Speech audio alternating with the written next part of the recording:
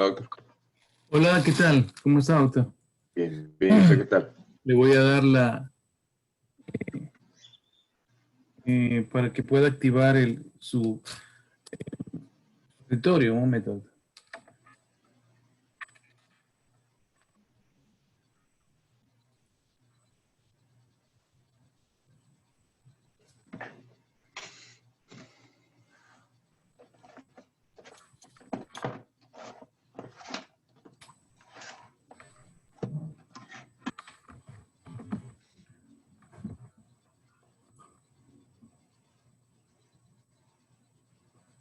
Como todo. Sí, ¿Y usted está trabajando en su clínica? ya, doctor. Sí. Fíjese que le envié una paciente, no sé si le habrá llegado.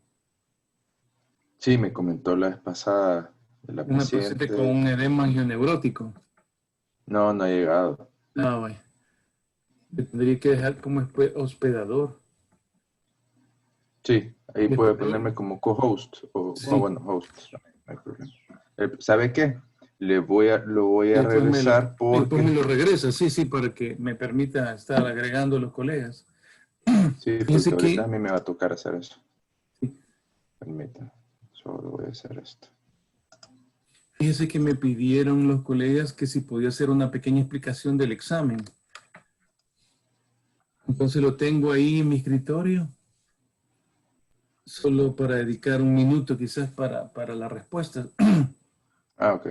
Solo déjeme ver que ahorita sí yo soy el... eh,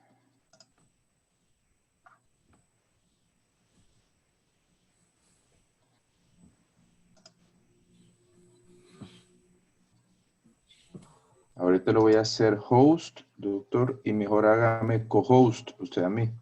Ahí se da la opción de host y co-host. Muy bien, sí. Ahorita usted ya es el host, mejor déjeme como co-host. De acuerdo, sí. A ver.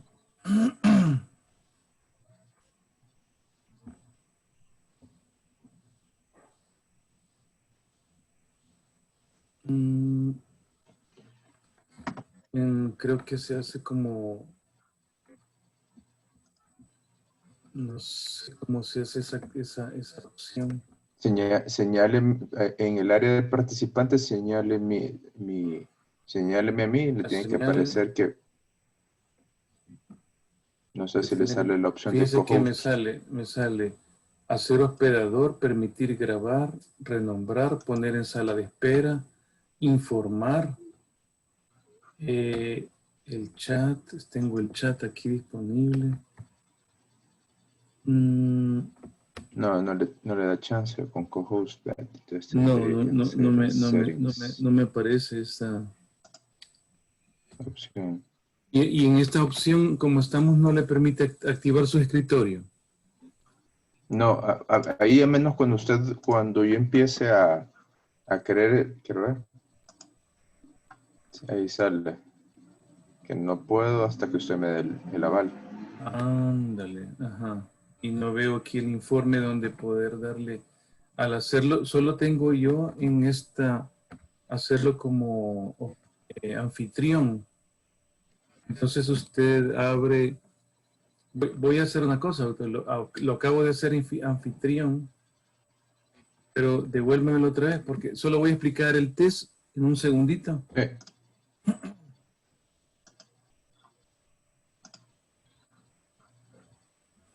Y voy a explicar un poquito ahí están los colegas ya ahí.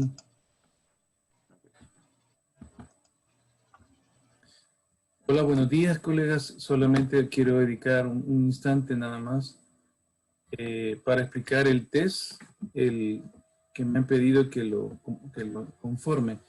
En esta pregunta del síndrome de infeccioso COVID-19, la respuesta correcta es fiebre, tos, anosmia, hiposmia, fatiga, saturación y ferritina, que siempre se eleva como factante de reacción de fase aguda, pero no puede ser la primera porque el Kirby es menor de 300. Este paciente que me han preguntado que por qué no, es porque este paciente debería tener una fracción inspirada de oxígeno por lo menos de 63. o sea, está con una mascarilla de ya de un considerable flujo, porque el Kirby es la división entre la presión parcial de oxígeno y dividida entre la fracción inspirada por 100. Y vean que este factor para que salga aquí es muy bajo, ¿verdad? Esto no puede ser porque hay infiltrado pulmonar y la neumonía es un criterio de COVID moderado. Esta no puede ser porque tiene saturación menos de 95 y está muy taquipneico. Y aquí me han preguntado el tratamiento de la señal correcta, ¿verdad? El COVID moderado. No puede ser, dijimos que la ivermectina no tiene soporte, por eso no puede ser como prevención y no previene, ¿verdad? En la fase temprana, solo para los pacientes hipoxémicos que se ocupa la enoxaparina. Y a la forma severa, sí todo, ¿verdad? Remdesivir ha mostrado eficacia, el oxígeno, ventilación en prono, plasma convaleciente, tocilizumab, todas esas son medidas de la forma severa. Solamente eso quería nada más mostrarles. Ahora voy a devolverle le voy a devolver el host, doctor, y luego cuando abra su escritorio me lo devuelve a mí y queda usted en su escritorio. Así hicimos la vez pasada. Ok, perfecto. Sí, porque no tengo. Mire, doctor, estas son mis opciones. Desactivar, ver, chat, fijar y hacer hospedador. No tengo como co-hospedador, no lo tengo. Okay. Veamos. Voy a... Abra su escritorio y luego me devuelve el host.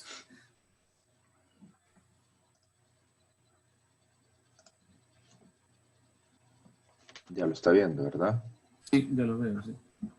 Ok.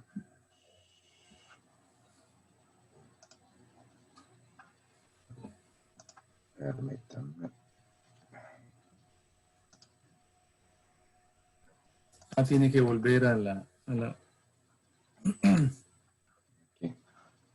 Aquí. ahí, desde ahí toque mi perfil.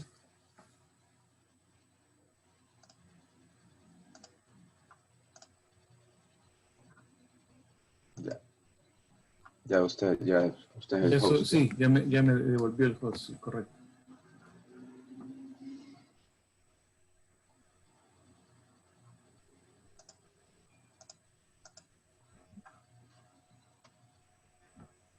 Ok.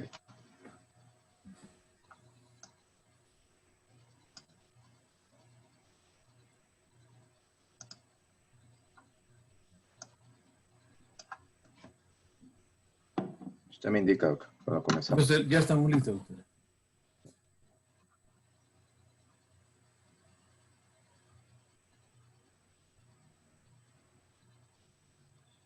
Ya estamos, puede comenzar, doctor. Ok. Muchas gracias. Muy buenos días a todos. Nuevamente es un gusto estar con ustedes, acompañándolos y compartiendo un poco de la revisión que he podido hacer para el tema de esta mañana. Esta va a ser finalizamos las sesiones hablando de un tema que todavía causa muchas dudas y controversias. Y pues me imagino que para ustedes también, pues creo que las dudas, no sé si voy a poder contestarlas todas por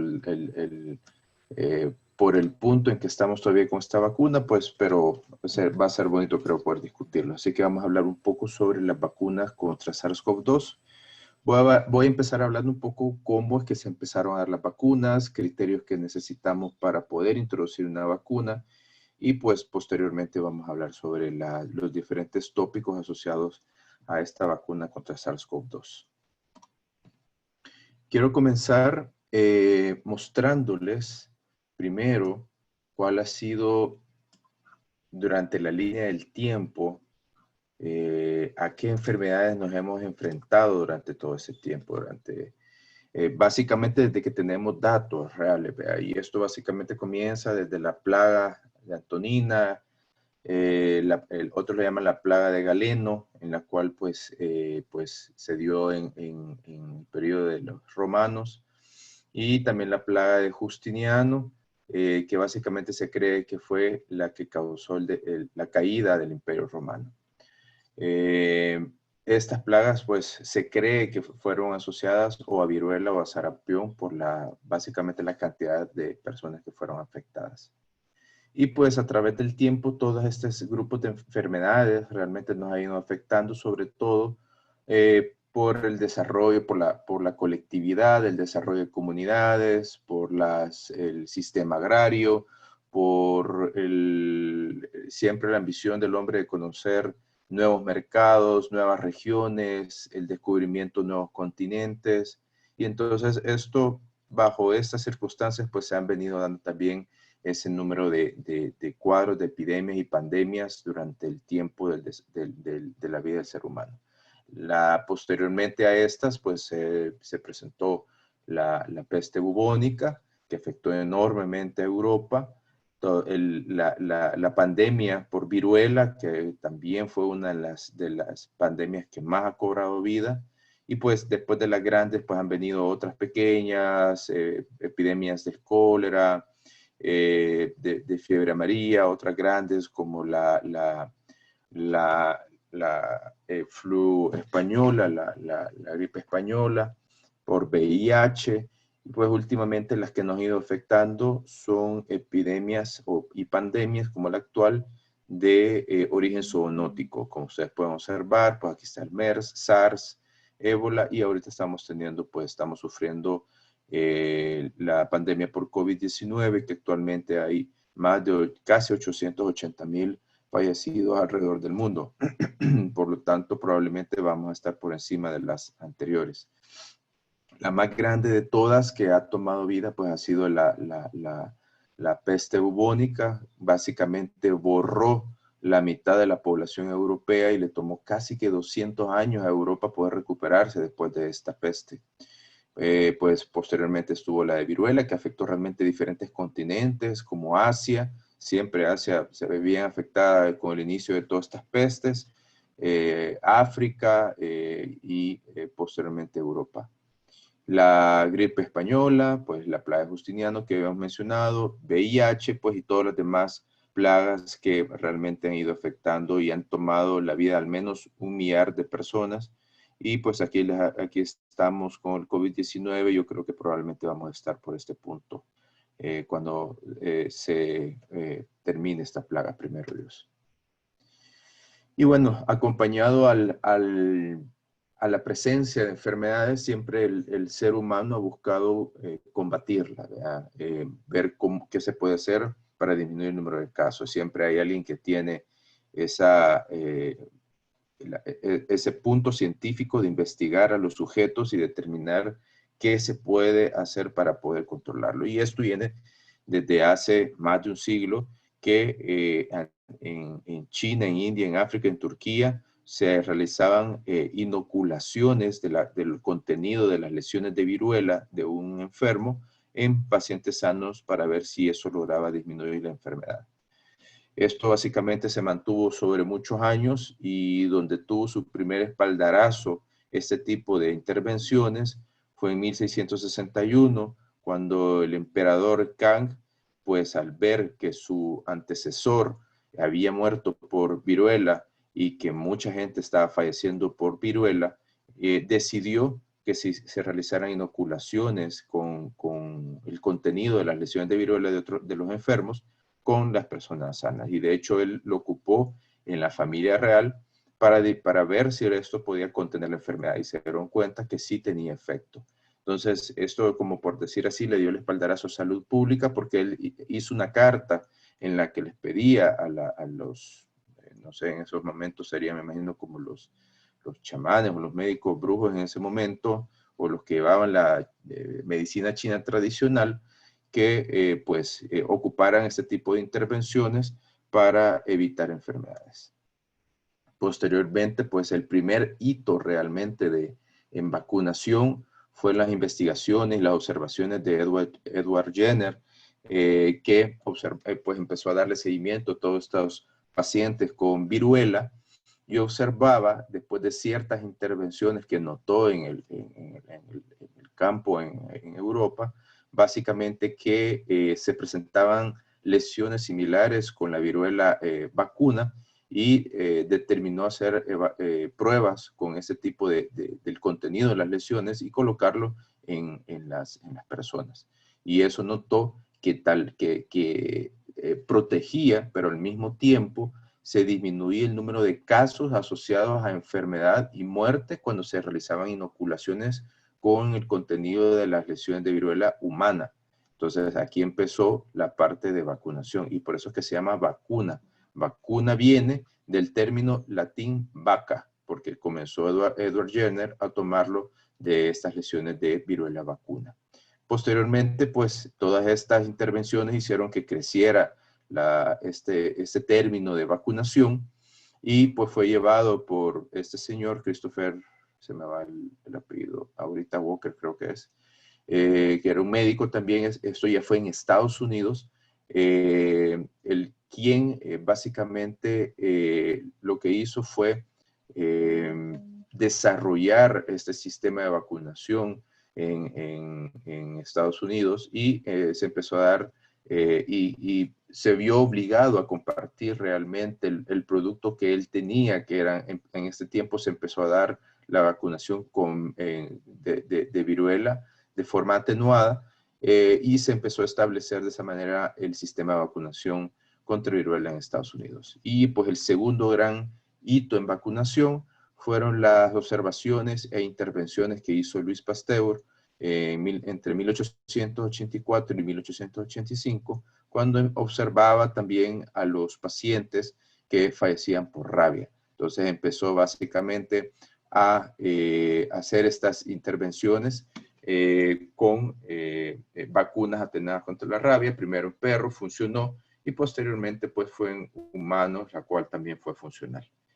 Y a partir de ese entonces, de estos dos hitos en vacunación, pues se fueron desarrollando, se fueron investigando más vacunas, más enfermos, y se fueron haciendo todo ese tipo de vacunas inactivadas, atenuadas. Ya el siglo pasado, pues básicamente entramos con el desarrollo de otros tipos de vacunas, como de polisacáridos, como también de vacunas conjugadas. Se empezaron uno de los grandes hitos al inicio del siglo pasado fue básicamente empezar a producir en grandes escalas estas vacunas para poder hacer coberturas mayores y pues para 1974, este es otro de los grandes hitos, es la utilización de estos programas de inmunizaciones ampliados, en el cual aquí pues fue la introducción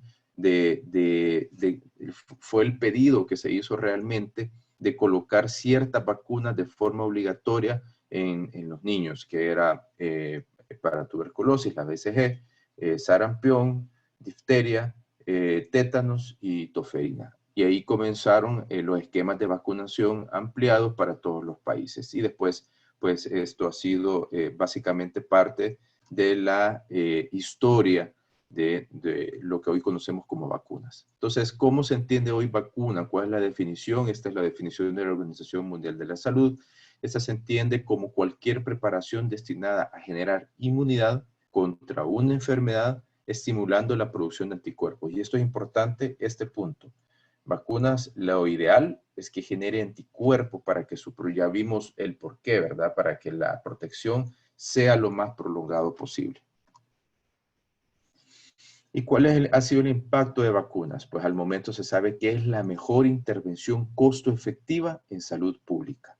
Estas intervenciones han logrado la prevención de alrededor de evitar 2 a 3 millones de muertes cada año por enfermedades infectocontagiosas. Dentro de las intervenciones, pues esto permite disminuir costos tanto directos e indirectos asociados a enfermedades infectocontagiosas, y también de forma directa o indirecta se han mejorado las coberturas.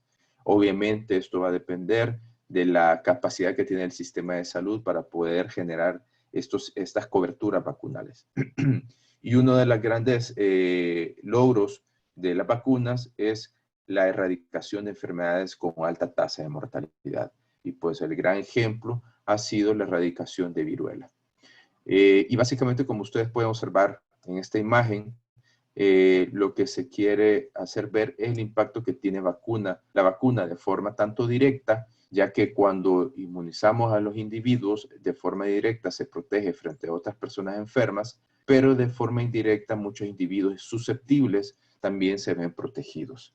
Y a diferencia, pues cuando no hay un sistema de vacunación todavía o no se conoce una vacuna para una enfermedad, que es lo que estamos pasando ahorita con el COVID-19, pues una persona contagiada va a ser que una persona susceptible se transforme en contagiada y esto va a ser una cadenita.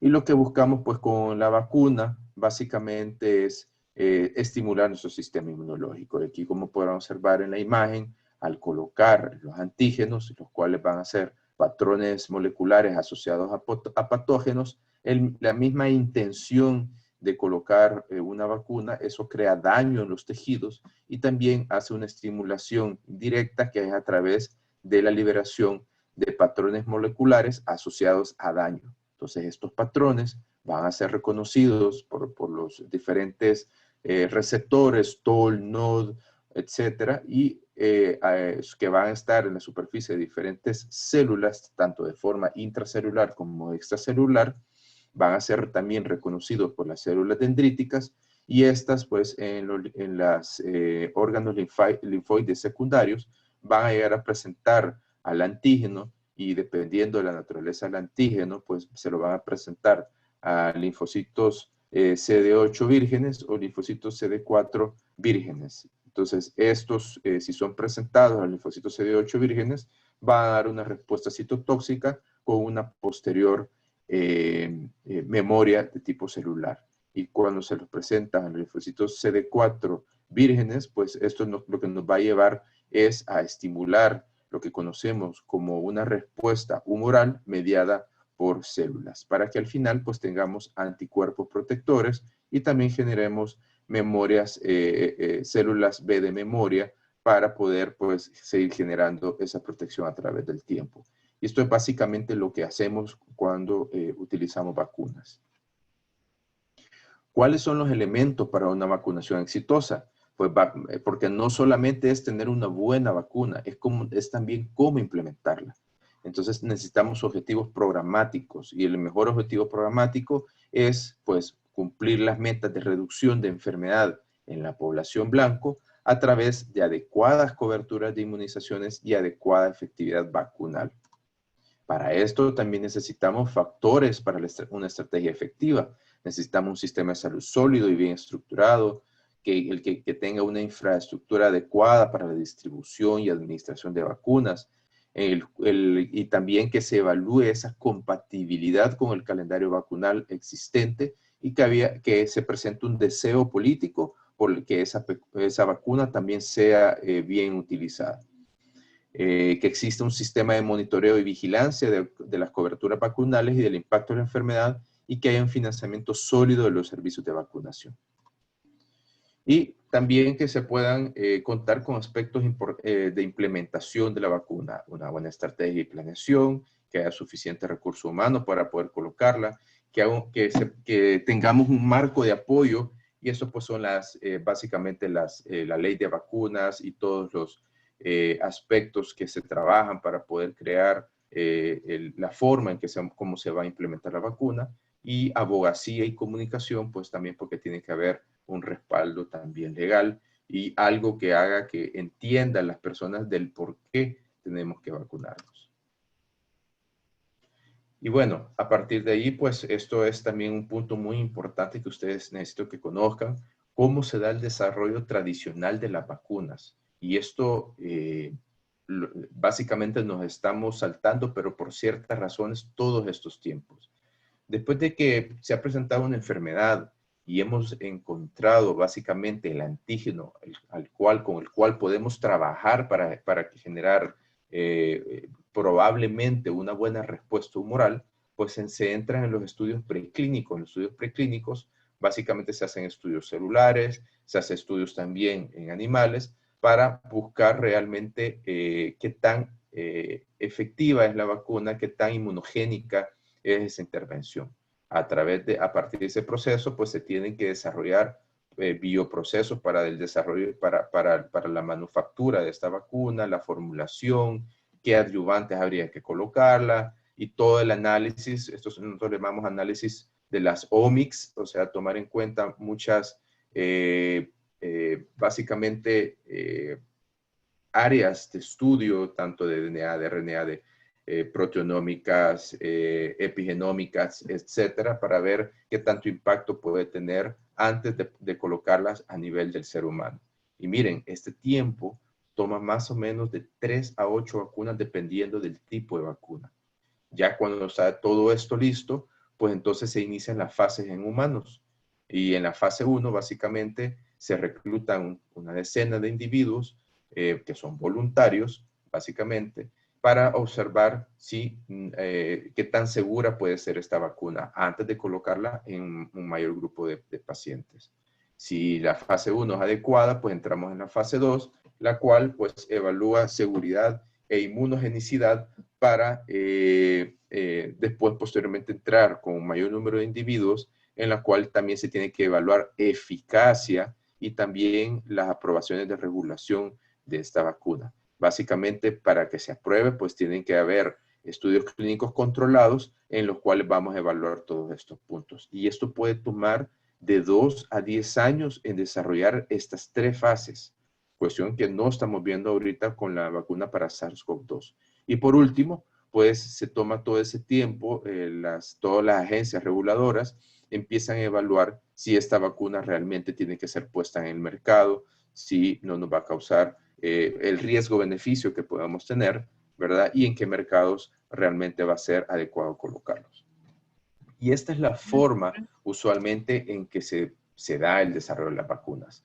Es como el Tour de Francia, el cual básicamente pues son diferentes etapas en lo que los diferentes equipos de ciclistas pues hacen estrategias para poder ganar etapa por etapa. Y pues si ustedes han visto el Tour de Francia, estos son días de competencia, ¿verdad? No es un solo día o un periodo de tiempo corto. Pero ahorita nos enfrentamos a básicamente a este punto, a esta imagen. Es básicamente una carrera de 100 metros en el cual la diferencia entre uno y otro competidor van a ser micras, van a ser básicamente micras en espacio y también segundos en tiempo. Entonces, se vuelve un poco complicado porque también esto puede hacer que los equipos puedan implementar ciertas situaciones que no son adecuadas en competición para poder ganar apenas esas micras o esos segundos en esta competencia. Y bueno, cuando hablamos de vacunas contra zoonosis, pues esto no es algo nuevo, esto ya tiene desde hace muchos años que se están queriendo implementar estas vacunas contra zoonosis. Miran las vacunas para Zika, desde cuándo se quieren utilizar y que hasta básicamente recientemente que hemos tenido estas epidemias por Zika que se han adelantado muchas de estas vacunas. Pero tenemos también vacunas para ébola, para HIV, que han sido muy difíciles realmente realizarlas por las mutaciones que tiene el HIV, y pues para MERS, para SARS. Entonces se han tenido diferentes intervenciones que todavía no se han podido poner en disposición en el mercado. Ahora, ¿qué aprendimos con el desarrollo de las vacunas para SARS y MERS, que son también otros beta coronavirus que comparten estructuralmente el genoma de estos comparten mucho con el SARS-CoV-2? Pues que realmente la vacunación, lo que se observaba en estudios preclínicos, es que se confería protección tanto contra el SARS como contra el MERS, pero que no generaba una protección a largo plazo. Y pues al igual que con otras vacunas, pues también se pueden presentar efectos adversos. En estos casos, en estos estudios de animales, pues se observaron que podían haber daños a nivel pulmonar por infiltraciones eosinofílicas, y se ha hablado también, por ejemplo, otro de los ejemplos que ha causado problemas ha sido la vacuna contra dengue, la cual puede presentar enfermedad asociada a anticuerpos. Entonces, todas estas situaciones han ayudado a generar, al inicio de esta pandemia, a generar ideas de cuál debería ser la forma en construir una vacuna. Y como ya lo vimos previamente, que ya había adelantadas ciertas vacunas, pues eso ha dado lugar a que se empiece a construir de forma más rápida la vacuna contra SARS-CoV-2. Esta imagen solo es para hacerles recordar cómo es la respuesta inmunológica. Aquí no me voy a detener. Esto ya lo vimos anteriormente en la primera charla de inmunopatología contra COVID-19. Y básicamente lo que quiero hacerles ver es que hay diferentes estructuras, diferentes proteínas estructurales como no estructurales en el SARS-CoV-2, que son las que se analizaron para poder determinar cuáles de estas debería ser la que podría utilizarse para realizar una vacuna contra este virus. Y estas son pues el genoma, lo que habíamos mencionado previamente, y lo que se aprendió de la realización de vacunas contra los otros coronavirus es que después de muchas pruebas con las proteínas estructurales como la proteína E, M, N y también la spike protein, básicamente es que la que más respuesta o la que daba mayor inmunogenicidad o mayor creación de anticuerpos era la proteína spike. Entonces, y directamente, pues la porción funcional de la proteína spike, que es la que se une al receptor de las células del huéspedero o del huésped, que es la RBD, que es el dominio de unión al receptor.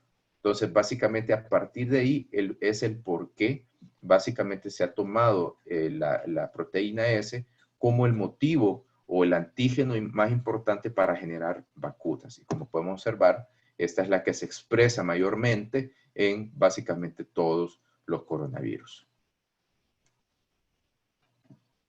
Y bueno, a partir de ahí, pues este año se ha generado un sinnúmero de vacunas. Y esto es una representación de la cantidad de vacunas, tanto de tipo viral, ¿verdad? Como también de vectores virales, la de ácidos nucleicos y también basada en proteínas, que es lo que voy a mencionarles a continuación. Cuando hablamos de vacunas virales, tenemos dos tipos de vacunas. Tenemos las vacunas inactivadas, las cuales van a ser inactivadas por diversos procesos químicos o de temperatura, y básicamente lo que hacen es matar el virus.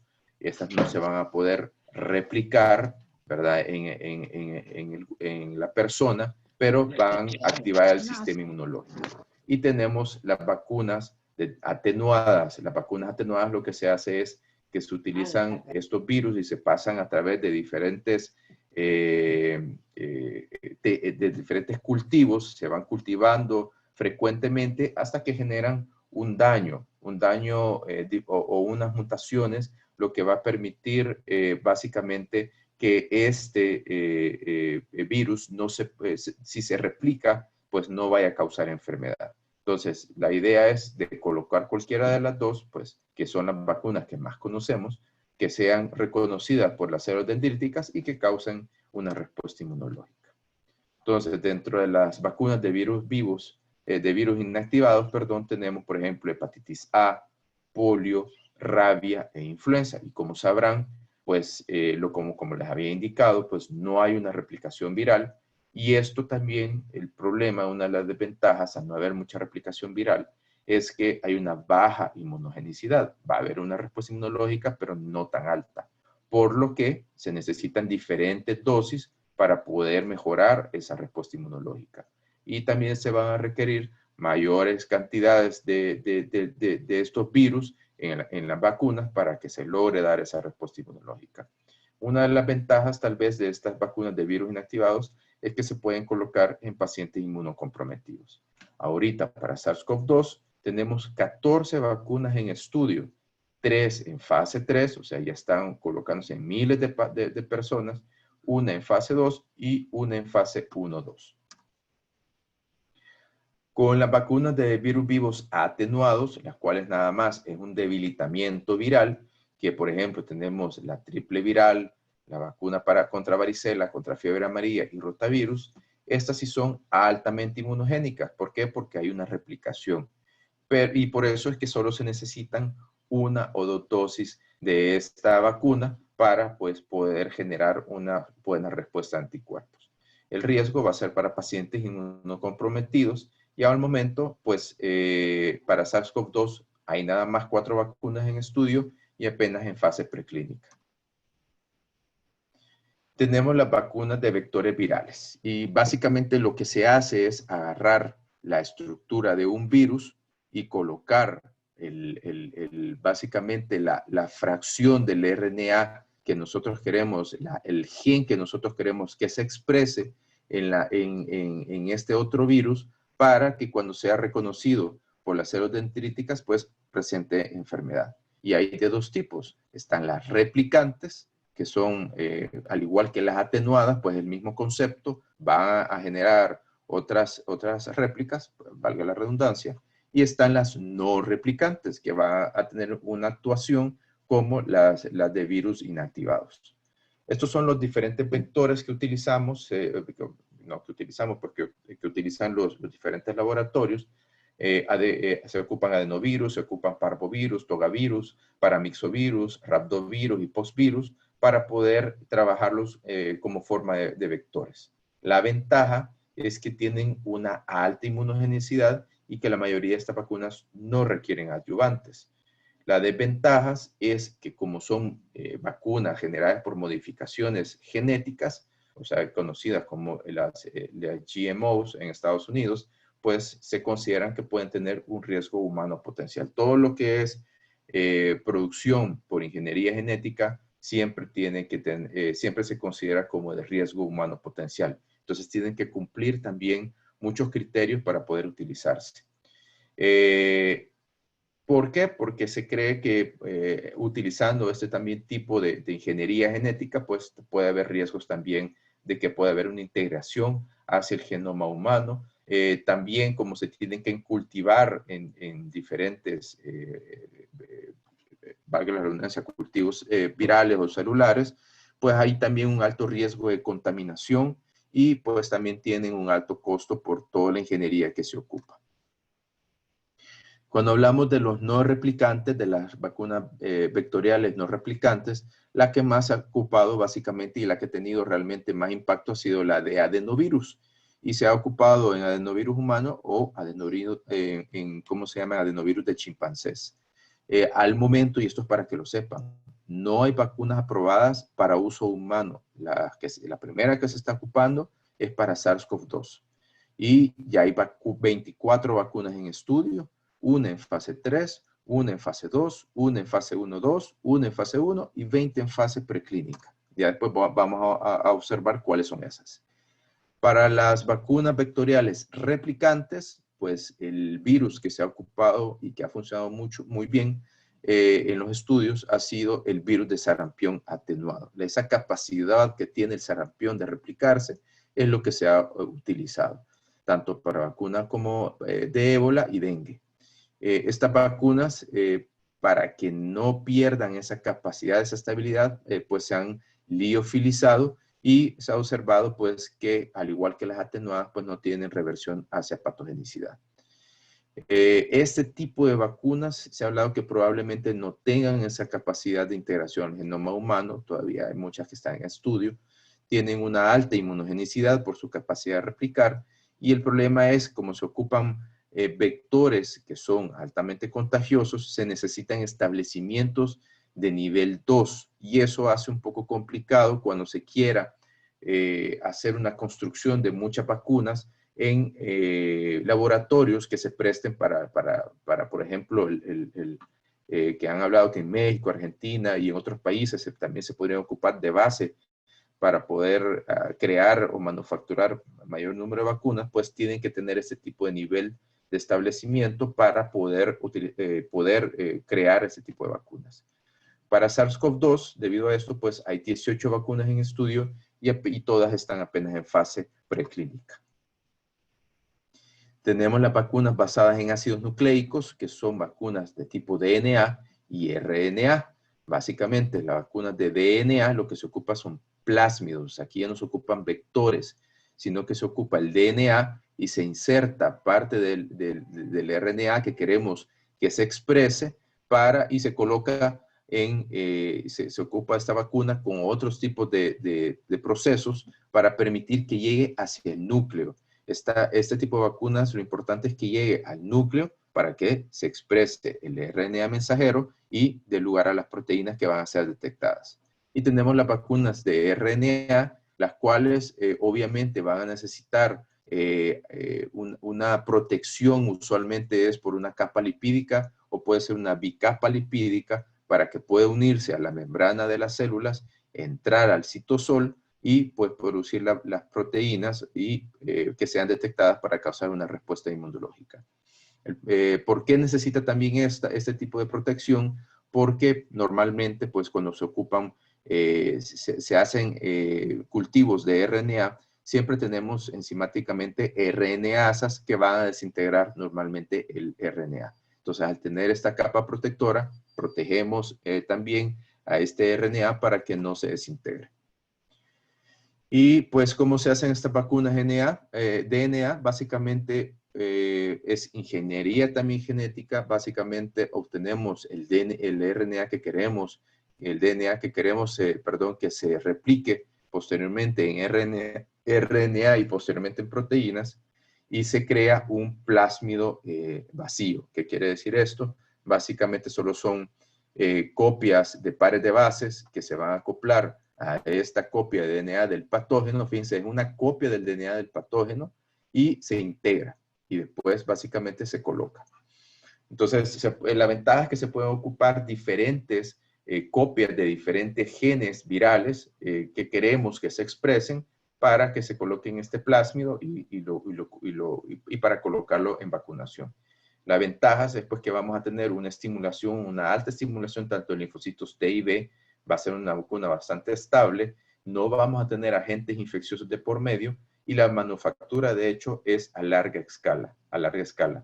Para SARS-CoV-2 ahorita se tienen 16 vacunas en estudio de este tipo, 4 en fase 1-2 y 2 en fase preclínica. De vacunas RNA, uno de los problemas es pues que también no se tiene vacunas aprobadas para uso humano.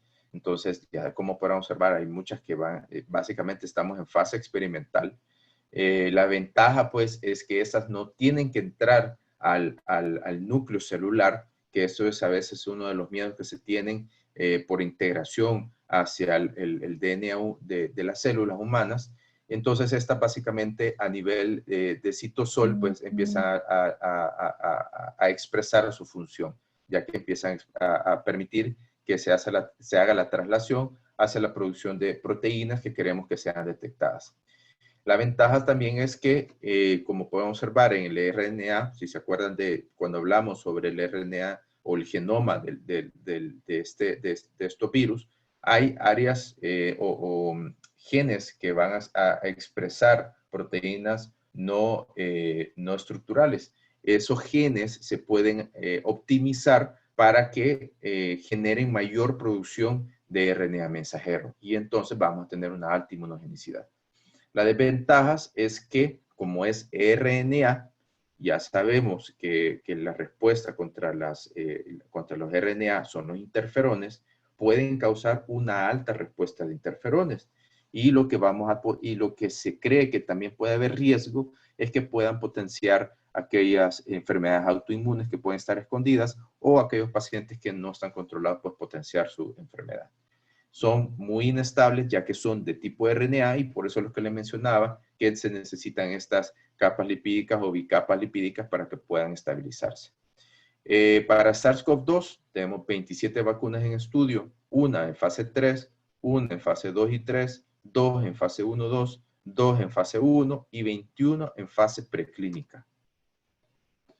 Y tenemos las vacunas basadas en proteínas, que eso básicamente nos hace más fácil todo, ya que no tenemos que actuar con tanta ingeniería, no tenemos que interactuar tanto con las células, sino que se colocan básicamente las proteínas que queremos que sean detectadas para que sea una respuesta inmunológica. Y se puede utilizar las subunidades proteicas o acopladas a básicamente un modelo viral. Ya les explico cómo es esto. Estas vacunas de partículas tipo virus, la más conocida es la vacuna para HPV, y aquí podemos ver la diferencia. Básicamente, estructuralmente es lo mismo. ¿Vea? Esta es una vacuna la cual tiene toda la estructura de HPV, pero no tiene el contenido genético. Lo que queremos que detecte nada más es su estructura, su cápside. Entonces, esto hace que no sean infectantes. Entonces, básicamente lo que se hace es que se hace en estas vacunas en bicapa lipídica para que puedan ser, para que se pueda tener esa estructura y colocar encima todas estas proteínas que queremos que sean detectadas. Estas son altamente inmunogénicas y pues como les mencionaba, la vacuna para papilomavirus es la más conocida, al igual que la vacuna para hepatitis B. Y pues para SARS-CoV-2 tenemos 15 vacunas en estudio, una en fase 1 y 14 en fase preclínica. Y tenemos vacunas de subunidades proteicas. Esta no contiene componentes patogénicos. Básicamente ocupamos proteínas antigénicas esenciales, que en el caso para SARS-CoV-2 lo que se está ocupando es este RBD, que forma parte del spike protein. El único problema es que sí se necesitan adyuvantes y hay que buscar cuáles son los adyuvantes que van a ser más funcionales con estas proteínas para crear bastante inmunogenicidad. Se van a requerir varias dosis probablemente, y al momento para SARS-CoV-2 hay 70 vacunas en estudio, 2 en fase 2, 2 en fase 1-2, 5 en fase 1 y 61 en fase preclínica. Y uno de los grandes ejemplos de vacuna de subunidades proteicas es la vacuna para varicela zoster, la cual se ocupa su glicoproteína de cápside, la E, y se le coloca este adyuvante para hacer una vacuna recombinante y que se pueda colocar en los individuos que tienen riesgo. Esto es lo que les mencionaba. Esta es la tabla, esto es para el 25 de agosto recientemente, de cómo va esa competencia entre los diferentes laboratorios para generar vacunas. Esta es donde ya podemos ver las de fase 3. Tenemos la de AstraZeneca, que es asociado con la Universidad de Oxford, la cual es de vectores virales no replicantes. En este caso se está ocupando el adenovirus para chimpancé, por eso se llama ChAdOx1S. Y cuando ven esos nombres, es que ese número 1S básicamente donde también se genera, donde se incorpora básicamente el SARS-CoV-2, el gen para proteína S. Se cree que básicamente solo se va a necesitar por la potencia que tiene una dosis y la ruta de administración pues, intramuscular para todas. Tenemos otras vacunas, estas son inactivadas, estas se están haciendo en China, en el laboratorio de Sinovac, en Wuhan y en Beijing. Básicamente ya también están bien adelantadas. Tenemos la de Moderna, que es la otra que también se ha oído mucho, se ha escuchado mucho. Y también la de Pfizer, aquí es doble línea de trabajo porque se están trabajando básicamente recombinantes, ¿verdad? Estas son vacunas de RNA, o sea, de ácidos nucleicos asociadas a las capas lipídicas para que sean estables. Y estas son las que se están ahorita también en fase 3. Y pues tenemos la de CanSino, o sea, está en fase 2, que también es de vectores virales no replicantes, pero este es adenovirus humano. Tenemos el otro grupo, no voy a poner a todas, no se preocupen porque son más de 160 vacunas, solo es para que vean las que están más adelantadas. Estas están en fase 2 y aquí podemos observar que tenemos vacunas de RNA, DNA, inactivadas, de vectores virales no replicantes y replicantes, y tenemos también de subunidades proteicas. Aquí podemos encontrar otra que también se ha oído mucho, que es la de Janssen, la de Johnson & Johnson también, la Novavax, las Inovio, las Anhui, ¿verdad? Y fíjense que aquí, si pueden observar, no tenemos la rusa todavía. ¿Cuáles son las recomendaciones de la Organización Mundial de la Salud para poder utilizar una vacuna? Ellos indican, la Organización Mundial de la Salud, que una vacuna exitosa debe demostrar una reducción del riesgo estimado de la enfermedad en al menos la mitad de la población o de los individuos en los que se colocaron esa vacuna. Fíjense, con suficiente precisión para concluir que la verdadera eficacia de la vacuna sea superior a un 30%. Aquí estamos hablando de efectividad, que sea al menos el 50%, con una eficacia al menos de un 30%. ¿Y por qué hablo de esa diferencia?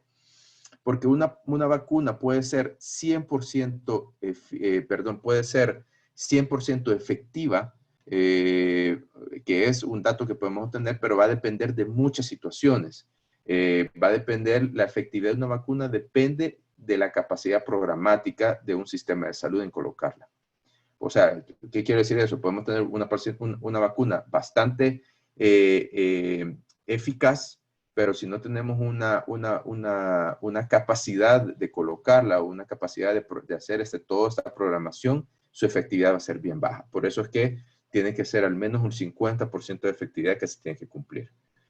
El CDC, de hecho, incluye este criterio para licenciar vacunas y con lo que se está viendo ahorita, pues la meta actual que quiere la Organización Mundial de la Salud para la vacuna de SARS-CoV-2 con esa competencia y con esa rapidez en que se están realizando las vacunas es que haya una eficacia al menos del 50%.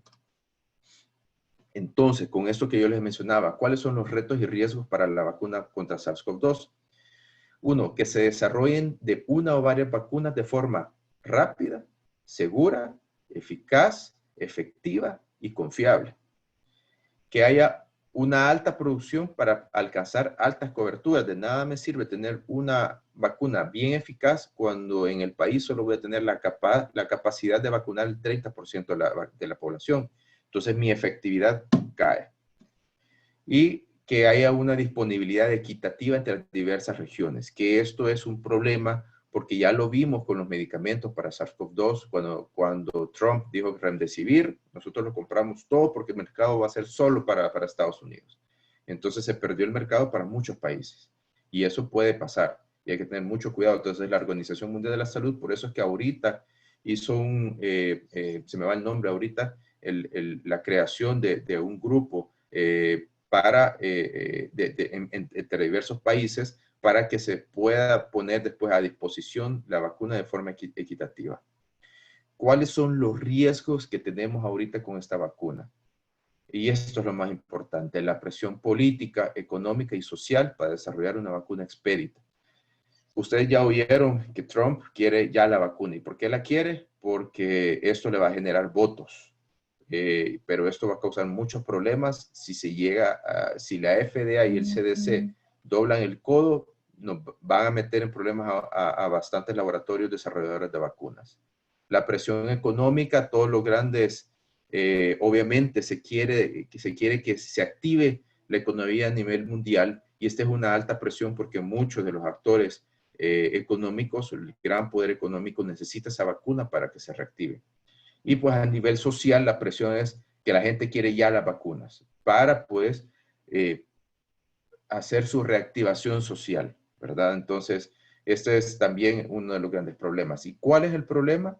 Es que tengamos el desarrollo y la implementación de una vacuna pobremente efectiva, lo que yo les había dicho, ¿verdad? ¿Por qué? Y este es un gran problema. Si se pone al mercado una vacuna que solo cumpla o que tenga una efectividad de un 10 a 20%, imagínense qué baja puede ser esa capacidad de protección. Entonces, y le empezamos a colocar en todos los mercados, vamos a tener individuos que van a creer que ya están inmunes. Entonces, un individuo inmune va a bajar las medidas de protección y toda la gente va a dejar de ocupar mascarillas, de lavarse las manos, del distanciamiento social. Ya de por sí, ahorita, que ni siquiera hay vacuna, la gente no le interesa esa situación, entonces vamos a tener mayor número de casos. Y el otro problema es que vamos a perder la protección indirecta, que es la inmunidad de rebaño. Y otro gran problema es que cuando tenemos una vacuna que ya se puede licenciar con esta pobre efectividad, es que esto va a interferir con el desarrollo de otras vacunas. ¿Por qué? Porque las otras vacunas ya no van a tener de referencia grupos placebos, sino que nada más van a tener que cumplir con el criterio de inferioridad contra esa otra vacuna. Eso quiere decir que lo que vamos a tener es diferentes vacunas con una efectividad igual, o sea, o o pobremente superior a esa otra vacuna. O sea, que va a andar en un 20, 25, máximo 30%. Entonces vamos a tener diferentes vacunas pobremente efectivas. Y este es un gran riesgo del juego político que podemos tener en los diferentes países. ¿Cuáles son los candidatos a vacunar? La Organización Mundial de la Salud pues indicó en junio que principalmente pues los que hemos tenido, realmente esto se refiere al grado o el riesgo de mortalidad, ¿verdad? Personal médico y paramédico, personas arriba de 65 años y personas con enfermedades crónicas.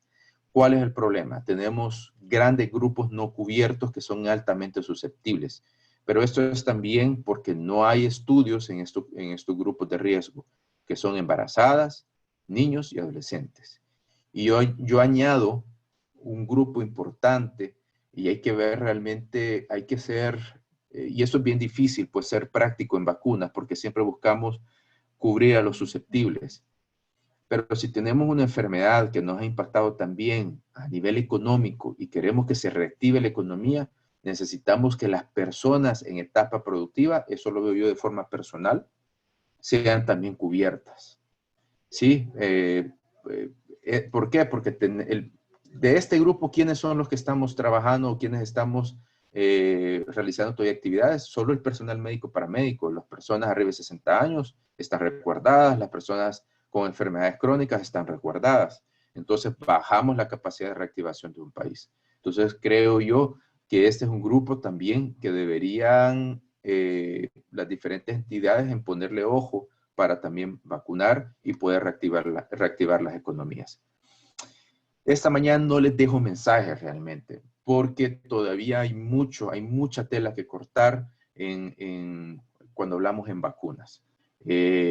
Nada más, básicamente, pues sigo dejándoles las mismas recomendaciones. Si no tienen que salir, quédense en casa, protéjanse. Como médicos nos estamos viendo muy afectados. Ocupen bien sus sistemas de protección, ocupen bien sus mascarillas, lávense las manos, distanciamiento social si es posible, pues y si hay que ir a la clínica, pues ocupen las medidas que tengan que ser necesarias. Así que igual aquí dejo mis datos y nuevamente muchas gracias a todos ustedes.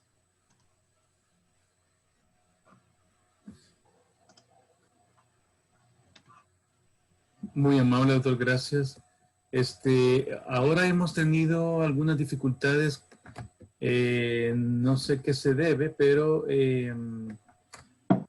varios colegas me han escrito que no pudieron entrar al chat y no estoy seguro si los cambios de host pudo haber afectado en algún momento la aceptación del ingreso de colegas, pero esta charla la he grabado y la voy a pasar, ¿verdad? Pero hay algunas preguntas que me han enviado en el chat y es la vacuna contra el dengue que se colocó en pacientes que habían tenido dengue. Dicen aquí que había causado un problema de inmunogenicidad patológica, que el paciente presentaba unas reacciones muy intensas cuando habían tenido ya la enfermedad. Preguntan que si esto es, primero que si esto es real, que la vacuna contra el dengue produjo esto, y segundo, si es posible que los que ya tuvieron inmunidad o ya tuvieron una enfermedad pudieran tener una reacción anormal ante la presencia de la vacuna. La primer pregunta sobre dengue, sí, de hecho sí, eso se reportó. No solamente, de hecho se reportó más en los pacientes que nunca habían estado en contacto con virus por dengue. Si se acuerdan, muchos de estos vacunas se realizaron realmente en países, aquí hubiese sido bueno ver eso, ¿verdad? Porque muchos, básicamente la mayoría hemos estado expuestos a picaduras por mosquitos. Entonces, lo que se observaba es que en los pacientes que nunca habían estado expuestos, presentaban bastantes síntomas, de hecho, asociados muy parecidos a la enfermedad. Y muchos se complicaron, y esto se llama la enfermedad aumentada por anticuerpos. Vea, eso es lo que sucede. ¿Y qué es lo que pasa con este término? Básicamente se coloca la vacuna, se generan anticuerpos, sí, es altamente inmunogénica, y el problema es que el anticuerpo, acuérdense que los anticuerpos cuando se colocan sobre la superficie de diferentes células, también sirven como de receptores para procesamiento. Entonces, básicamente eso es lo que hizo. ¿Vea? Entonces, servían como receptores para el antígeno, básicamente lo presentaban a las células efectoras y se generaba enfermedad. Entonces, básicamente eso es lo que se presentó, y sí se presentó con vacuna contra el dengue. Entonces, mucho se ha hablado sobre esa vacuna. De hecho, actualmente, la recomendación es para pacientes que ya han presentado enfermedad severa, ¿verdad? Entonces, no tanto para pacientes que no han presentado enfermedad. Eso es algo que es un dime que te diré también con diferentes colegas pues, que están asociados en vacunas, infectólogos o con los mismos laboratorios, ¿verdad? Pero bueno, eso es básicamente. Y la segunda pregunta, perdón, doctor, se me fue la segunda. La segunda pregunta es que si esto mismo que pasó con el dengue en los pacientes vacunados, que se vacunan y que ya han tenido algún contacto con el virus, que si existe la posibilidad de que tengan una reacción aumentada por vacuna, como lo que pasó con el dengue. Sí, pues existe esa probabilidad. De hecho, cuando nos trasladamos a lo actual, a COVID-19, en algún momento, de hecho, se habló del riesgo cuando ocupábamos plasma de paciente convaleciente de que se pudiese presentar la misma situación. No se ha presentado, gracias a Dios. Eso nos indica muchas cosas. De hecho, en la probabilidad de que se pueda presentar con la vacuna, porque en este caso, pues colocamos plasma de paciente, o sea, plasma con contenido de anticuerpos, y no se presentó ese problema. Y eso es algo muy importante. Obviamente, cuando colocamos plasma, hay otro grupo de actores también que nos ayuda a controlar la enfermedad. Y el problema, pues como ya lo saben, ya lo mencioné pues en las charlas previas, es que con plasma convaleciente, pues muchas veces también se ha ocupado plasma con no suficiente concentración de anticuerpos, y probablemente no se veía esa situación, ¿verdad? Ahora, ¿qué puede condicionar, qué se ha observado sobre las teorías que pueden condicionar esta reacción por anticuerpos? Es la concentración. Se cree que entre mayor concentración de anticuerpos, menos es la probabilidad de que se presente este tipo de reacción. ¿Vea? Y cuando se dan concentraciones bajas de anticuerpos, es cuando mucho más probablemente se pueda dar este tipo de reacción. Es como un tipo de sensibilización que se da, así lo veo yo desde mi punto de vista inmunológico, como un tipo de sensibilización que se da cuando hay bajas concentraciones. Entonces se da enfermedad en baja concentración, pero protección cuando hay alta concentración. Y es lo que se quiere observar con la utilización también del plasma de la inmunoglobulina hiperinmune específica para SARS-CoV-2.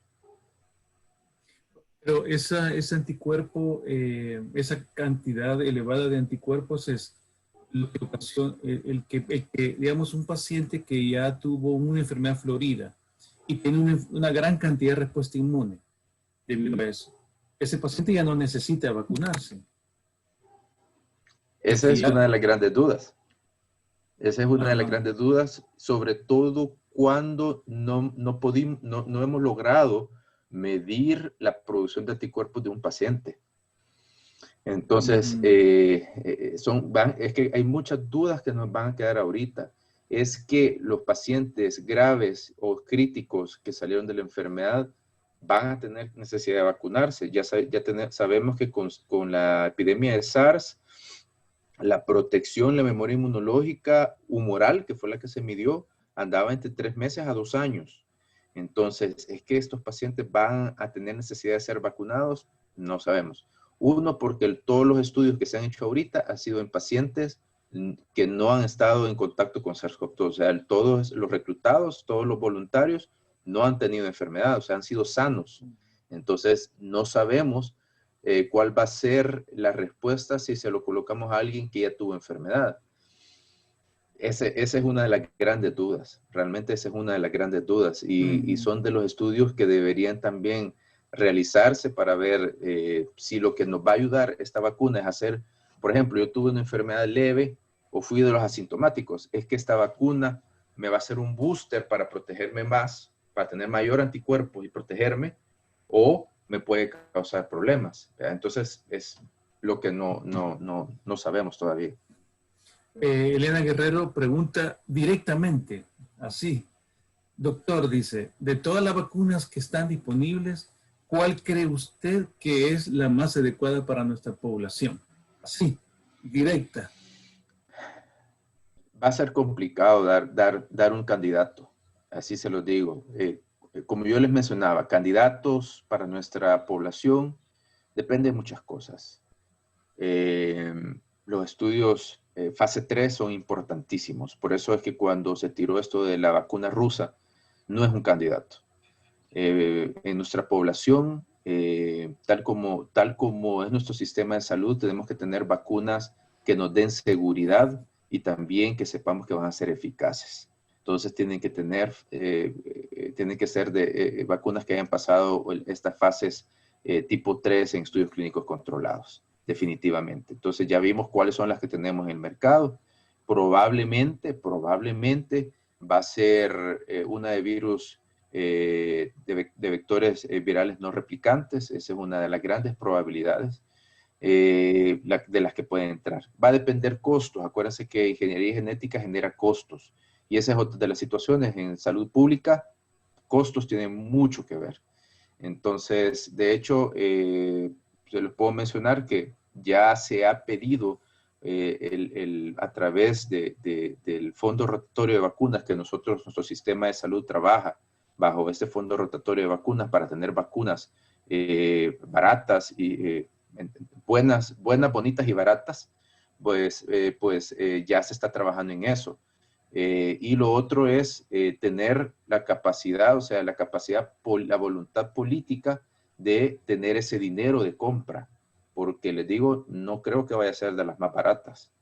Y ya sabemos que básicamente pueden ser 2 dosis las que vamos a tener que utilizar, al menos. Entonces, ante esta perspectiva tenemos que tener también ese dinero, ver de dónde va a salir ese dinero. Sabemos que tenemos una ley de vacunas que nunca se ha cumplido, porque la cantidad de dinero que nos debería entrar al plan de vacuna, a nuestro sistema de vacunación, al PAI básicamente, es alrededor de 25 millones de dólares. Y nunca se ha cumplido eso. Siempre hemos andado entre 12, 15 millones de dólares. Entonces, solo para que veamos, y eso tiene mucho que ver, lo que yo les decía, con voluntad política. Entonces, este va a ser, cuando ya tengamos la vacuna, va a ser la lucha y ahí va a venir, desgraciadamente, ustedes como ya lo han visto, estamos en un periodo de polarización política bien complicado, y esto va a ser un dime que te diré, aún, se los digo, desgraciadamente esa polarización se nos ha ido a nuestra sociedad, y hasta ese punto vamos a tener también muchos dimes que te diré sobre la vacuna. Muy bien. Bueno, la vacuna rusa, preguntan. ¿Qué opina usted? Sí. La Sputnik todavía está en fase 1. Fase 1, 1, 2. 1, 2 cuando ya se ocupó en decenas de individuos y fue segura, no causó problemas. Qué bien que se la puso a la hija de Putin. Esto está como el emperador chino que les mencionaba, que quería proteger a su familia real. Qué bien que se la puso, eso nos va a dar seguridad que no causa el mayor número de problemas, pero hay que ver todavía la fase 2 y la fase 3. Así que todavía no podemos hablar de esa vacuna como prospecto para nosotros mientras no lleguemos a esos periodos de fase 3. Una pregunta con respecto a las vacunas LNP, son de nanopartículas de lipídicos, que si son más seguras que las de virus atenuados. Sí, eso es lo que les mencionaba básicamente. Básicamente esas son las que hablamos de las recombinantes, ¿verdad? Básicamente. Y ya han habido experiencias. Ustedes ya saben que han habido experiencias y han sido buenas, pues la hepatitis B pues ya se ha utilizado, ¿verdad? Entonces, esa es básicamente la de Moderna, ¿verdad? La que está trabajando Moderna con Pfizer. Entonces, este es otro gran candidato. Vea, el problema que yo veo ahorita de Moderna con Pfizer no tengo nada en contra de ellos, es que están ahorita viviendo el ímpetu político en Estados Unidos de que se utilice, ¿verdad? Entonces, si las entidades reguladoras no tienen, como iba a decir una palabra, pero bueno, de modo lo tengo que decir, no tienen los huevos suficientes de decirle a Trump, no va, me va a disculpar ahí el francés, ¿verdad? Pero si no tienen esa capacidad de decirle no a Trump, entonces van a votar muchos estudios. Una pregunta con respecto a la experiencia en Brasil, en Perú, con esta forma de vacunar de forma masiva. Estos estudios que saldrán de ahí, ¿qué expectativa hay respecto a este tipo de ensayos en poblaciones latinoamericanas? ¿Van a ser útiles? ¿No van a ser útiles? Claro, eso es parte de la implementación y cuando decimos que vacuna nos conviene, si tenemos poblaciones, si tenemos estudios adelantados fase 3 en poblaciones que tienen características similares a las nuestras, eso nos da una gran ventaja cuando nosotros queramos ocuparlas, porque básicamente compartimos esas características de enfermedades, también de localidades, y eso nos va a apoyar bastante. Sé también que aparentemente en México también existe esa probabilidad y nos va a dar todavía mucho mayor información y nos va a dar un poco más de seguridad al momento de implementación. Me dicen de que en Perú hay 4 vacunas y en Brasil hay 3. La forma como se está protocolizando la aplicación de estas vacunas, ¿qué le parece? ¿Qué opinión le parece? ¿Es una política de gobierno? ¿Está politizado el tema? ¿Tienen rigor científico de seguridad? ¿Qué le parece? Les soy sincero, no he revisado los protocolos de ellos. No le podría decir, pues, cómo han desarrollado esos protocolos, de hecho. Sí le podría decir por lo que había mencionado previamente, pero los protocolos, cómo se han desarrollado, no podría dar mi opinión si no los he revisado. Lo único que independientemente del protocolo tiene que cumplir lo mismo, ¿verdad? Que sean estudios clínicos controlados y pues observar toda esa data de seguridad, de eficacia en estos grupos y pues realmente criticar. Yo siempre he sido del hecho de que independientemente que sea un buen estudio clínico controlado, pues ya nos dimos cuenta pues con diferentes vacunas que también pueden haber efectos adversos y pues evaluar bien todos los puntos que nos presentan. Miren, uno de los problemas de seguridad, cuando hablamos de seguridad de efectos adversos, es que a veces cuando ya están puestos en el mercado las vacunas, nos damos cuenta de estos efectos adversos que son poco frecuentes, ¿verdad? Hasta ese momento nos empezamos a dar cuenta, como fue lo de la vacuna del dengue.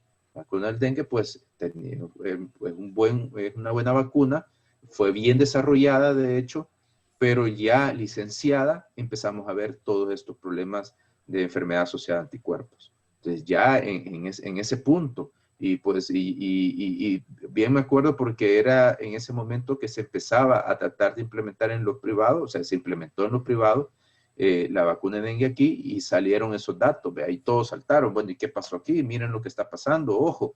Y probablemente, y como ya vieron, pues eso hizo que cayeran mucho en lo privado la colocación de vacuna contra dengue, se los digo, o sea, y ustedes mismos me podrán decir, pues probablemente la mayoría de sus pacientes, si no es que ninguno, se ha colocado la vacuna contra dengue. Hay un comentario de Son Isabel que dice, como usted muestra una tabla, las vacunas, unas tienen solo una dosis, pero otras, como las de LNP, tienen 2 dosis, ¿verdad? Pero la pregunta es, ¿estos pacientes van a tener que revacunarse como la vacuna de la influenza? Pregunta. Cada No año. Cada año. Lo que pasa es que hay que ver el tipo de vacuna. La vacuna de influenza es una vacuna inactivada. Entonces, al ser inactivada, la inmunogenicidad es bien baja.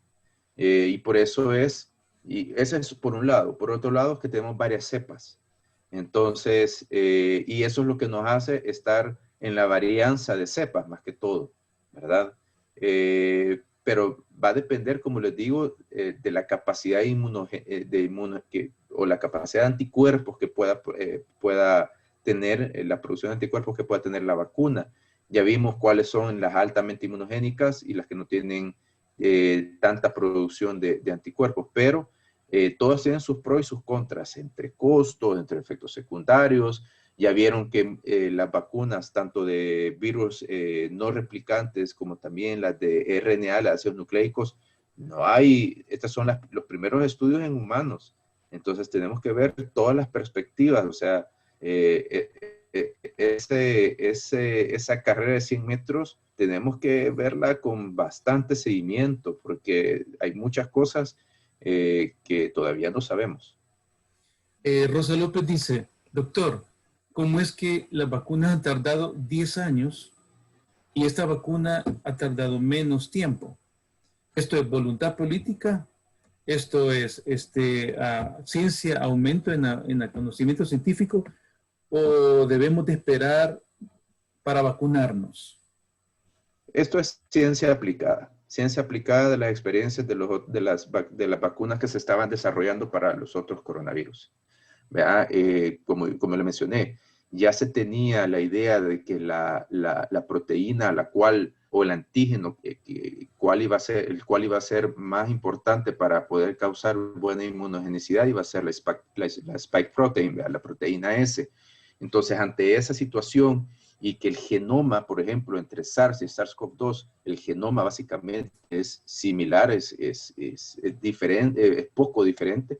Entonces, a partir de ahí, pues ya se tenía la base y por eso es que se ha acelerado la producción de vacuna. Eso es lo que ha hecho que haya acelerado la vacuna. De hecho, no ha sido tanto, o sea, la presión política, ¿verdad? Obviamente de por medio siempre que hay un nuevo producto, siempre va a haber un interés económico. Eso siempre va a ser así. No podemos doblar o girar la vista a algo que así va a ser siempre. Pero ya tenían una base. Entonces se empezaron a trabajar con esa base. O sea, tienen la misma proteína, veamos, ocupemos en cultivos celulares, ocupemos esto para ver si funciona con la otra y funcionaba igual. Entonces, si funciona igual y ya tenemos los estudios preclínicos, entonces ya podemos entrar en fases 1 y después 2 y después 3. Esto es lo que lo ha acelerado realmente. Hay una pregunta aquí con respecto a la eficacia. ¿Por qué es tan bajo el criterio del 30%? ¿Por qué no es un criterio del... O sea, ¿por qué no puede ser un criterio más elevado como el 100%? ¿Por qué aparece tan bajo? Porque realmente no tendríamos tantas vacunas. La verdad. Lo que pasa es que lo que hace al final efectiva la vacuna es la implementación. Entre eficacia y efectividad es la implementación. Acuérdense que la eficacia tiene mucho que ver con las características propias, o sea, cómo nosotros vamos a responder ante esa vacuna. La vacuna o cómo fue también, y la efectividad va a depender de toda esa parte de la parte programática, la cadena de frío, el número de aplicaciones, todo eso, de eso va a depender al final la efectividad. Por eso es que la efectividad mínima tendría que ser el 50%. Y la eficacia es a través de los estudios clínicos frente a grupos placebo. O sea, que tenga al menos esa eficacia del 30%. No quiere decir que eso es lo mínimo que se pide, ¿verdad? Y que de hecho para esto el 50% por cómo se ha corrido las vacunas. ¿Verdad? Pero esos son criterios que se han establecido. Si ustedes ven, por ejemplo, un ejemplo que yo les puedo dar bien característico ha sido lo de la vacuna de influenza. Si ustedes se acuerdan, hace 2 años, pues tenemos tanto cepas A como B. Y pues últimamente lo que nos ha afectado no han sido las A, han sido las B. Pero la eficacia de la B no ha sido tan elevada. Por eso es que a pesar de colocación, Ahí hay ciertos individuos susceptibles que han desarrollado enfermedad, aunque haya sido la misma cepa. ¿Por qué? Porque la eficacia ha sido un 50% para ciertas cepas de tipo B. Entonces, eso es uno de los problemas.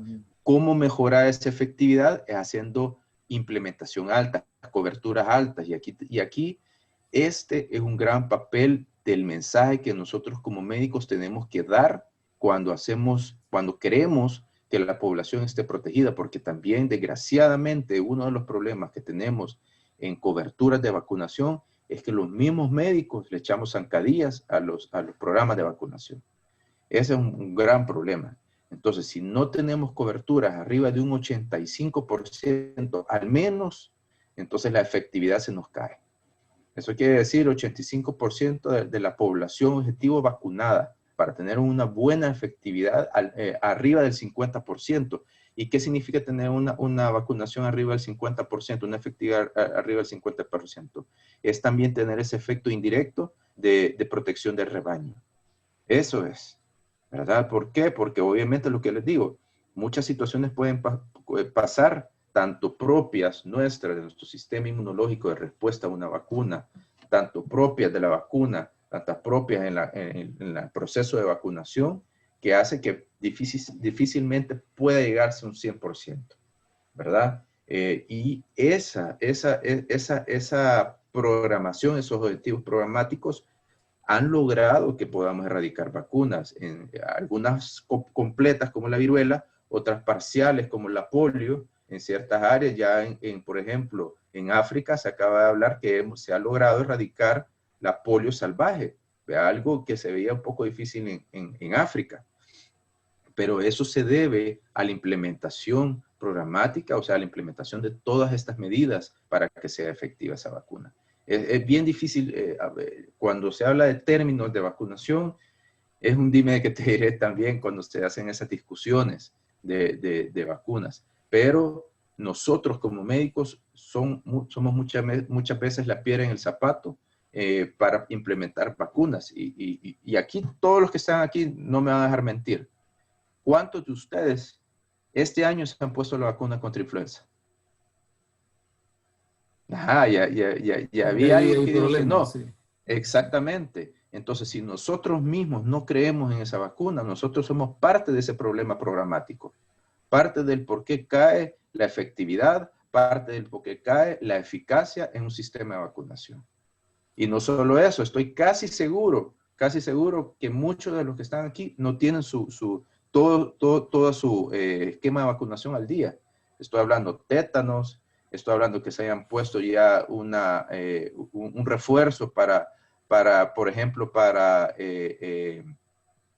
pertusis, ¿verdad? Porque hay riesgos, los que ya están de 60, 65 años para arriba, que se hayan colocado vacunas contra neumococo, etcétera, etcétera.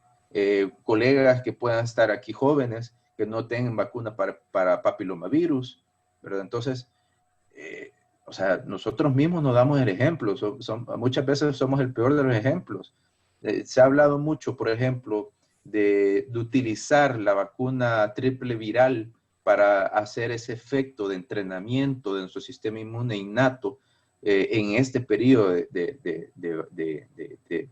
COVID-19, pero estoy seguro que son pocos los que se las habrán puesto. Yo me la puse el año pasado porque por los congresos y todo, pues uno de los riesgos que puede tener uno de ir a países donde donde se tienen altas tasas, por ejemplo, de enfermedad de sarampión, pues uno se vuelve susceptible también, después de no estar en contacto contra el antígeno durante mucho tiempo. Yo me la puse el año pasado, la triple viral, sin problemas, ¿verdad? Yo me he puesto también la TDAP, ¿verdad? Y lo mencioné el año pasado, en universitarios tuvieron paperas, tuvimos pequeñas focos de paperas igual en centros penales.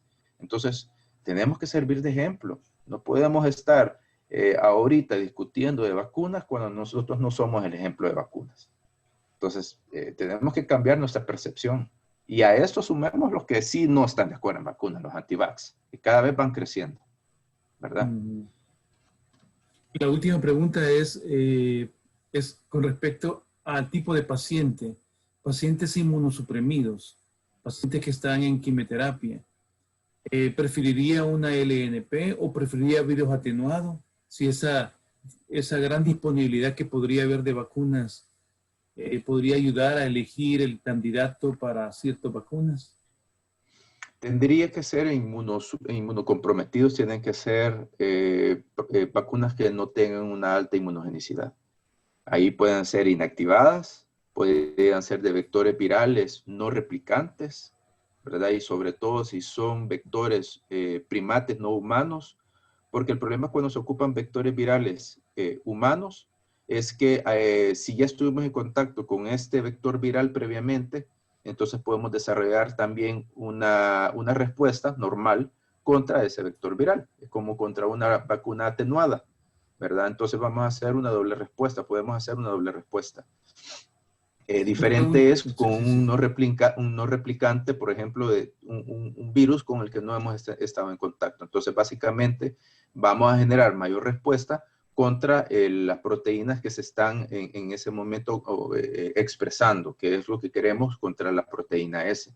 Entonces, básicamente son las que tendríamos que buscar y ese es otro gran grupo que ahorita también va a estar desprotegido porque no sabemos. O sea que Moderna, hablando de nombre, Moderna, por ejemplo, para un paciente con esclerosis múltiple va en un tratamiento inmunosupresor, por ejemplo, que está con cladribrine, o la de Oxford, que es un virus atenuado, me parece. La de Oxford, que es un virus atenuado. La Oxford es un vectorial de virus no replicante. Y las chinas y las rusas son virus atenuados. Las que están más adelantadas, la china es inactivado, son inactivadas. Entonces, probablemente en pacientes con estos problemas de inmunosupresión, esas podrían ser buenas opciones. Y unas sudafricanas, en Sudáfrica he sabido que están también haciendo de virus atenuados. Las atenuadas para inmunocomprometidos no son lo mejor. Tendrían que ser, como les digo, vectores no replicantes o la otra opción subunidades proteicas. Subunidades proteicas es una buena opción porque básicamente no tenemos básicamente patógenos, no tenemos vectores patógenos de intermedio. Esa podría ser una buena, otra opción. Subunidades proteicas. Hay una pregunta aquí, pensaba que era la última, pero dice, ¿hay reacción cruzada entre las MMR con la inmunidad contra SARS-CoV-2? No.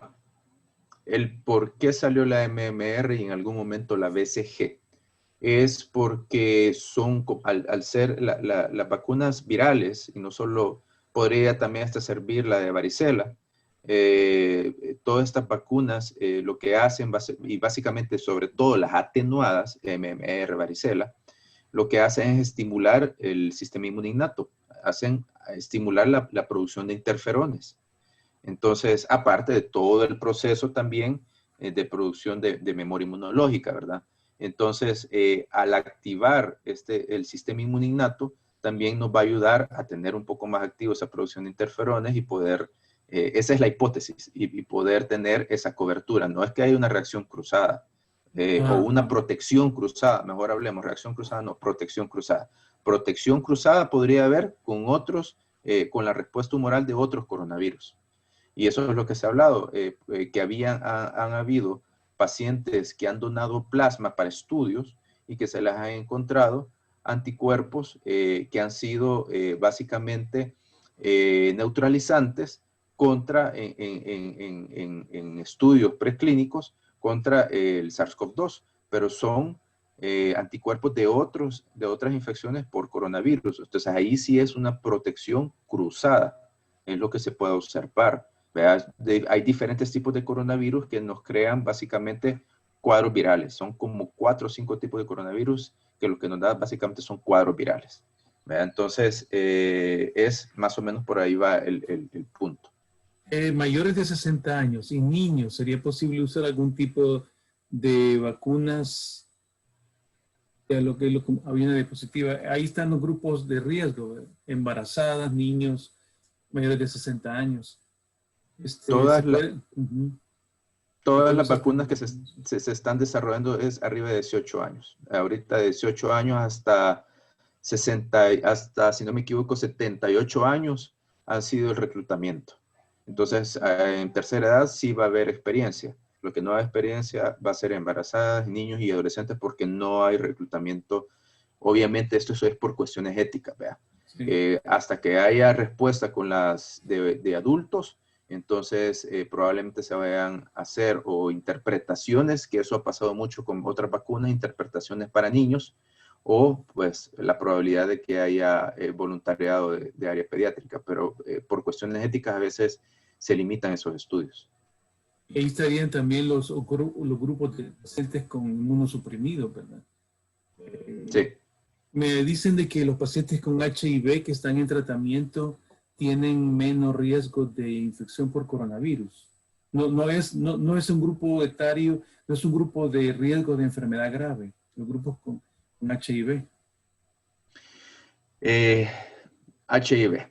HIV va a depender si el paciente está inmunosuprimido, estamos hablando que tiene abajo de 500 CD4, que ese es el límite que se toma para la inmunosupresión severa, pues probablemente va a tener al igual riesgo de enfermedad que colocarse ciertas vacunas. Si son pacientes que están controlados, al igual que otros pacientes inmunocomprometidos, estamos hablando de pacientes con autoinmunidad, pacientes también con enfermedades crónicas, pero que mantienen su tratamiento, se mantienen controlados, eso es lo que los protege, el control, o sea, el seguir su tratamiento, eso es lo que nos tiene protegidos. Los cardiópatas, el mantener su tratamiento para cardiopatía, el diabético, el mantener sus controles, el alérgico, el mantener su control para alergias.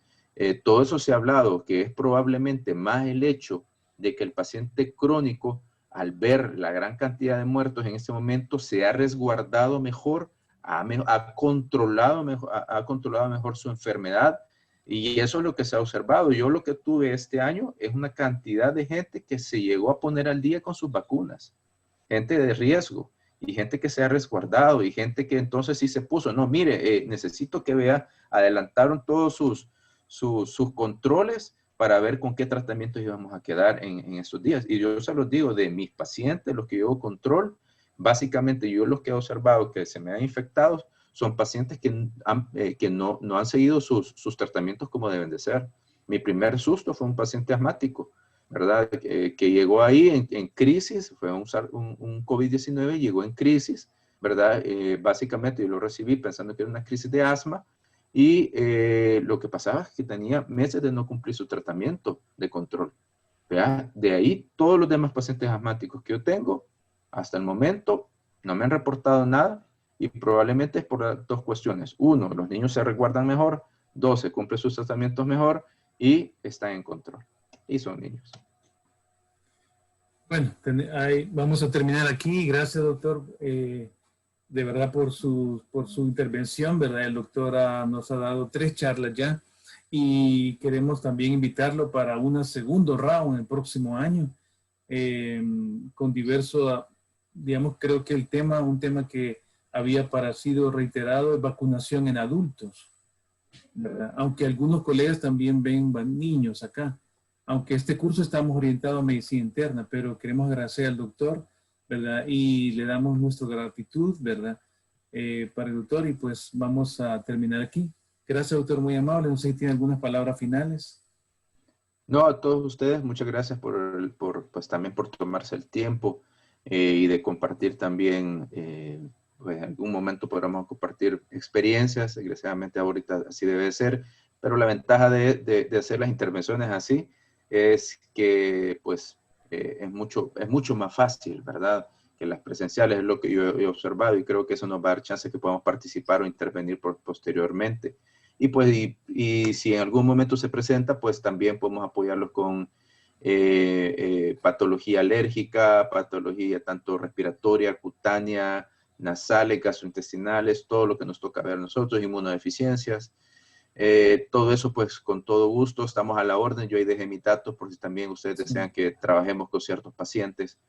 Y bueno, desearles lo mejor, salud, cuídense, protéjanse. La verdad es que ahorita la pérdida de un médico es, en nuestro sistema de salud bien limitado, es una gran pérdida.